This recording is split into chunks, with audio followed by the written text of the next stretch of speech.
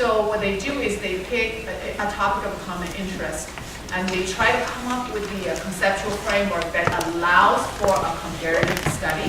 But then they each go into their own case study, do some in-depth analysis, and then come back together to put either two countries or two cities together to really try to look for some similarities and differences and come up with some sort of general conclusions. So what you hear today are coming from those projects, and these will be looking at food security and the impact of the crisis in 2008 on Brazil and Malaysia. Hi everyone, welcome. I hope you're enjoying your lunch. I also have a food-related topic to talk about, so it'll be a very appetizing presentation. So a little bit about myself. I'm a second-year student at UEP. I am focused on sustainable food systems, more on the international side of things than domestic, because I am Malaysian. I grew up in Malaysia, and that's really where my passion for food started. We boast of makan culture or eating culture. It's a common dilemma, I would say, to want to meet 10 friends, but you only eat like 6 meals a day. So it's really difficult because we center all our gatherings on meeting up with people on food. So that's where my interest started from. And today I will talk to you a little bit about food security in Malaysia and in Brazil. And as Wei Ping said, the Brazil part of this research was conducted by a student who's already graduated. So I will direct your questions to Wei Ping on the Brazil side of this. I know a little bit, but if you have in-depth questions, please ask her. And so it'll be on the 2007-2008 global food crisis. So the definition of food security, I have it up here, and this has been revised several different times. There's been a lot of different back and forth going on how to define food security, and in general this has been used a lot since the World Food Summit in 1996, and the keywords here are access, sufficient, safe, nutritious, healthy, active, basically that whole sentence. It is also important to remember or to take note that embedded in this definition is also cultural acceptance of food. So it's also important, and they have realized that it is important that in food access, the availability of food together with the cultural acceptance of food is also in this definition. So what happened in 2007-2008? There was a food crisis due to several different reasons. There hasn't been a consensus as to a single reason that caused food prices to rise. So it's been attributed to drought, to oil prices, trade liberalization, to the booming biofuel industry, all which came together and really affected food prices in the growing season of 2007 and 2008. And what happened was a lot of outcry, a lot of social unrest. In Haiti, I think there were riots due to food price hikes, and we'll talk about what happened in Brazil and Malaysia in a second. So here's just a chart showing you food price indices, and if we look at the red line, food in general was up in 2008, and the same thing for grains, because we are looking at rice in this presentation, and then in other food also prices went up. So to bring it back to urban studies and how this relates to the urban population, urban vulnerability, especially with regard to food prices, this is a big issue because the urban population generally does not grow their own food unless we talk about urban agriculture, which not yet in Malaysia. So they are a lot more vulnerable to food because a lot of the food is brought in from the rural area or imported in. And also they deal with a lot of different other issues such as water scarcity and unsanitary play a part when food prices go up. So I will give you some general country comparisons, just to show you a little bit about Brazil and Malaysia. Let's do some comparisons. So the first is per capita GDP. Brazil and Malaysia in 2008, we can see that they're pretty similar, not too far apart from each other. And then in 2012 again, not too far apart in per capita GDP. The urban population, I'm not sure, I'm sorry we can't read this. I tried to make this as large as possible. But looking at the red line is at about just a little bit above 50% total world urban population. And if we look at Latin America, the yellow line, Latin America is at about 80% urbanized. But if we look at Brazil, it's even more than that. So Brazil is pretty urbanized in comparison to Latin America and the world. It's at about 85% as of 2012. And if we look at East Asia and the Pacific, it's at about 50%. And Malaysia is well above that. It's at 72% urbanized. And Malaysia is I would say it's the most urbanized country after Singapore in Southeast Asia. So a lot of urban vulnerability going on and big problems that came up as a result of the food crisis. Undernourishment. Here, comparing again, world, Brazil, and Malaysia across the years. In Malaysia, like I said, we have 10 meals a day. We're eating pretty well. Undernourishment below 5%. In Brazil, it's gone down over the years, and in the world, it's also gone down, but this doesn't mean that we don't deal with hunger issues. We still do have a lot of issues with hunger worldwide. Also, food consumption per kilocalorie per person per day. In Brazil, it has, again, gone up, so about 3,000 kilocalories per person per day, which is, I think, a lot. In Malaysia, it has gone up and gone down, but generally, it's gone up over the years, especially 2008, it was up. So let's go back to my research questions, or our research questions for this comparison. The first was, how was each country affected by the food crisis, but specifically the rice economy? And we chose the rice economy here because we needed a common comparison. In Brazil, we do know that Brazil produces sugarcane and coffee largely, but in Malaysia the rice sector is very important and it's a big issue when we talk about food security. So the rice trade was affected and there was a decrease in food supply. If we look at Brazil, it went down, the kilograms per capita per year. And in Malaysia also it went down. And food supply for rice in terms of kilocalories per capita per day, you can see that again the numbers have gone down in 2008. Increase in price. No surprise here.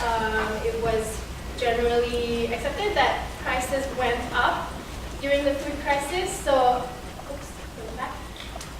we can clearly see here it went up about $100 per ton US dollars in Brazil, and in Malaysia it also went up pretty significantly. Rice exports during the food crisis. If you look at the blue line right here is Malaysia, and it's been zero because we don't export rice. We are a net importer of food, which means we import more food than we export, specifically rice. We do not produce enough rice to export. While in Brazil, it is really interesting to see that it went down and then it went up a little bit here. It went down, I would say, like maybe mid-2007 because of the policies that came about, which I will talk about in a bit. And then rice imports. A big deal for Malaysia because we imported a lot more rice during the food crisis, and in Brazil it went down. which is also interesting to know. So going back to the second research question, what domestic policies in food and agriculture have resulted? We'll look at Brazil. In generally, as I said again, there was an increase in price, and in 2008, there was a ban on exports to protect domestic buyers. The policy that was most affected during the food crisis actually was implemented in 2003. It's called the Zero Hunger Program, and this has actually been well received.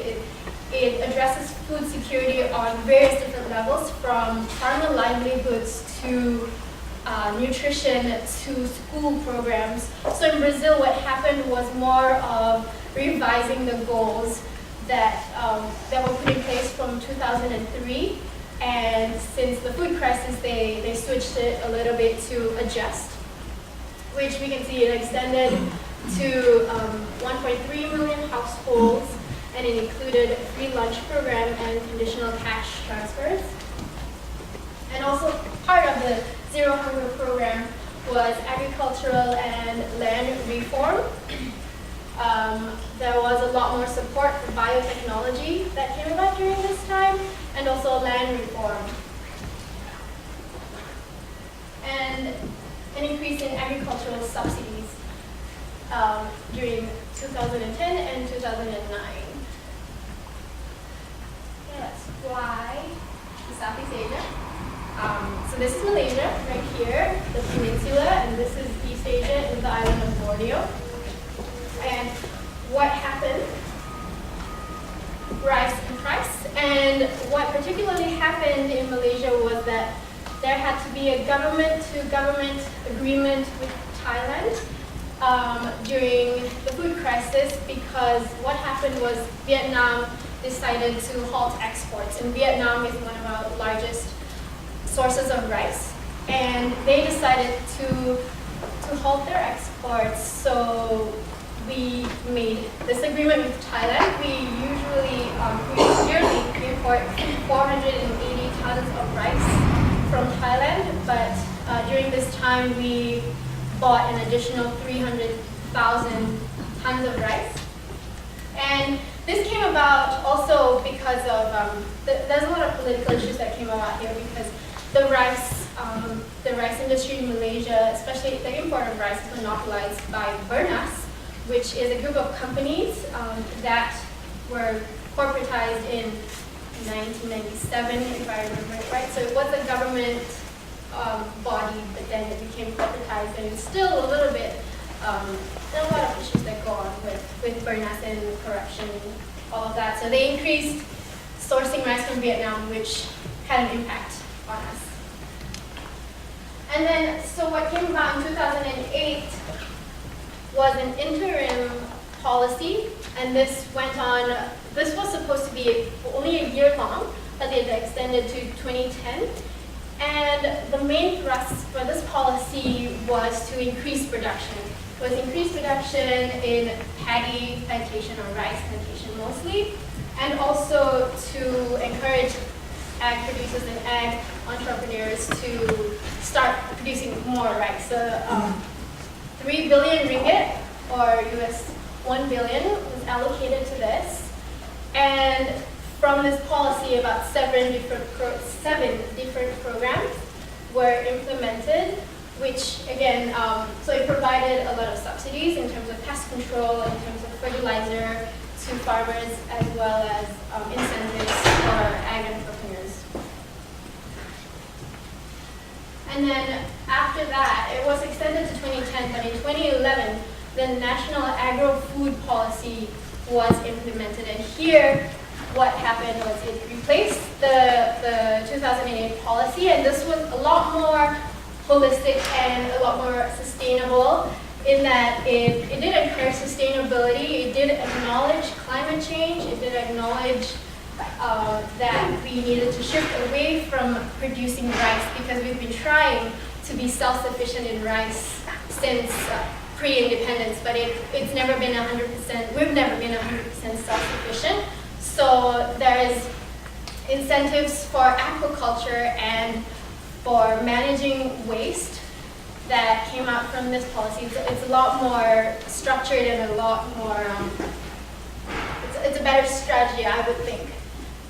Although it was only allocated, which I just realized, only $1.1 billion as opposed to the $3 billion.